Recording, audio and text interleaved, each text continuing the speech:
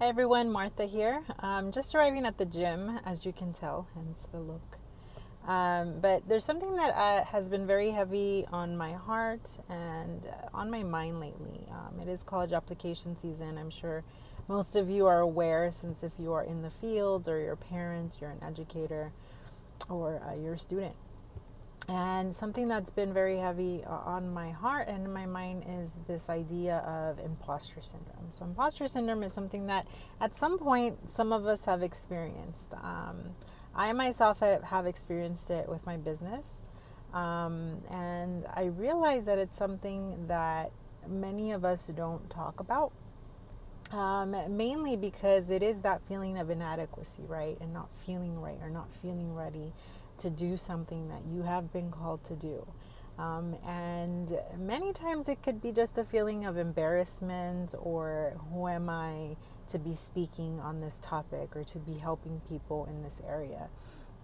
And I started thinking about my own experience in my business, and then I started really connecting it with what some of our students go through, right? So, in my experience with students that are transitioning out of high school, or even students that are in their first year of high school, first generation college students, students that are first in their home to go to college, in their family to go to college, and also students of color, students that are low income, do have these feelings of inadequacy that we all have experienced at some time. And I think one of the most important things to do for our students during this time is really validating those feelings and those emotions, right? Not just kind of saying, kind of rubbing it off like, it's fine, not a big deal, right? You'll be okay, you'll be great. But really validating those feelings. And I guess what I'm trying to say is, they don't have many times people in their life that look like them or that have had similar experiences like them. Tell them that it's going to be okay, right? That they are going to encounter these challenges. Nor have they given them the tools necessary or the support that they need to tell them, hey, everything's going to work out, but this is what you need to do, right? These are the people that you need to surround yourself with. You may be being that person for them, right? So my goal with this video is just to really encourage those that are in the college access field, or if you are a teacher, or if you are a parent, or if you are an administrator and you are talking to students that are going through some of these emotions, or maybe perhaps you're experiencing some resistance from them. Maybe they're not moving forward with the application process. Maybe you see that they're overwhelmed. Have a conversation with them. Really sit down and talk to them and talk about what it is that they are feeling. I think many times I found myself when I was a college readiness counselor and when I was a teacher, we're so busy trying to get things done and making sure that they accomplish these goals that we miss the reasons that they really are not doing so.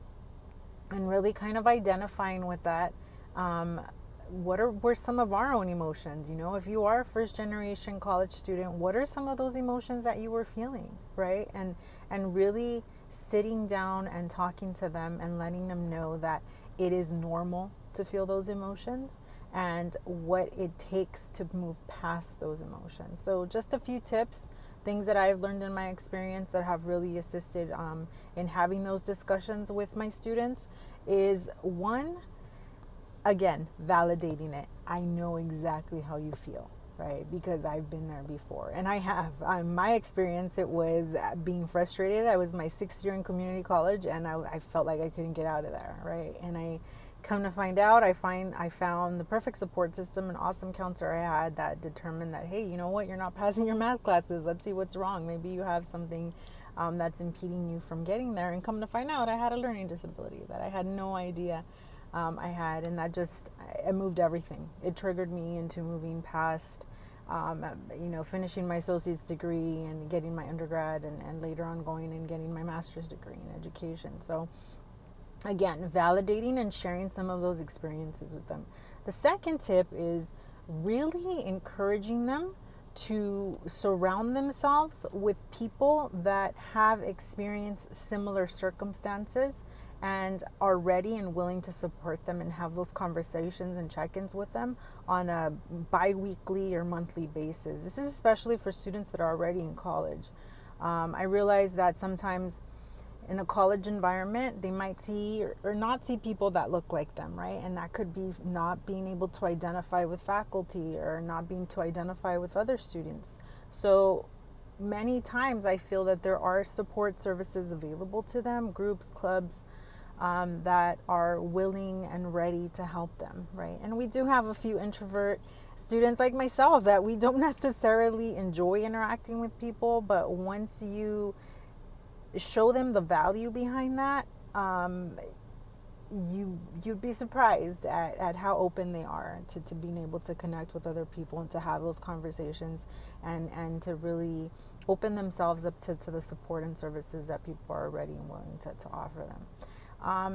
Again, this is just a few tips that I've seen that have been very helpful in my own practice, and really just sitting down with them and hearing them out, right? I think a lot of times, like I said, we're so caught up in this. We need to meet this goal and we need to make sure that they go to college. The bottom line is it's what they want, right? And on their time, but making sure that in the process that we're supporting them and that we're listening to them and that we're making sure that we are validating their feelings and helping them by supporting them along this journey. So that's it for today, everyone. I hope everyone is having a wonderful day. I hope you have a wonderful remainder of the week. Please feel free to reach out. I'd love to hear your thoughts on this. I know most of my connections are either in the education space, college, career readiness. So be happy to hear your comments and have a great day. Thanks, everyone.